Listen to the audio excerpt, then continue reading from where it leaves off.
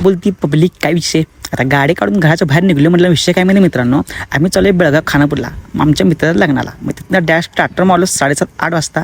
तिथनं मग डॅड थांबलो मध्ये चिक्कोडी फाट्याला, कारण कसं माहिती चहा पिवा म्हटलं जर ड्रायव्हिंगला त्रास होत नाही, झोप बीप लागत नाही. तिथनं मग डॅड स्टार्टर मारलो, थांबायचं ना म्हटलं कुठं.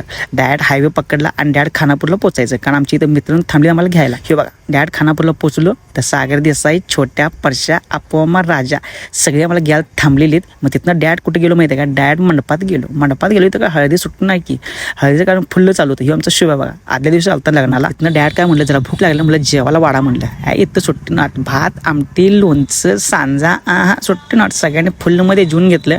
सकाळी लवकर उठत होतं, काय माहिती का वेळ पण झाला 12:30-1 वाजलेले. पण तिथं डॅड आहे की नाही आमची झोपाची व्यवस्था केली ते की नाही त्यांच्या भाऊच्या घराच्या गच्चीवर. मग सकाळी उठून बघतोय रोका एकाच्या मांडी खोल निवांत बसला की सगळ्यांच्या आधी उठलेला की, आणि बाकी सगळेजण झोपली, लोकांना लेट झोपली सगळेजण.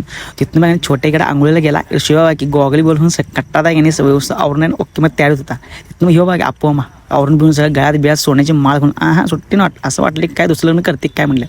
तिथनं मग आपलं वेडिंगचा आहे की नाही ड्रेस कोड घातला. तिथनं सागरचं मला माझा व्हिडिओ घ्यायला लागते म्हणलं. तिथला व्हिडिओ घेतला. डायरेक्ट पोचली की लग्नात बॅच बॅच सगळं सुट्टी नॉट चालू होतं. आणि इकडं बघा की आमचा नवरदेव बाबूदा किती खुश बाशिंग बिशिंग म्हणून लग्नाला तयार होतं बघा. नुसतं लग्नाच्या मंडपात जायची देरी होती.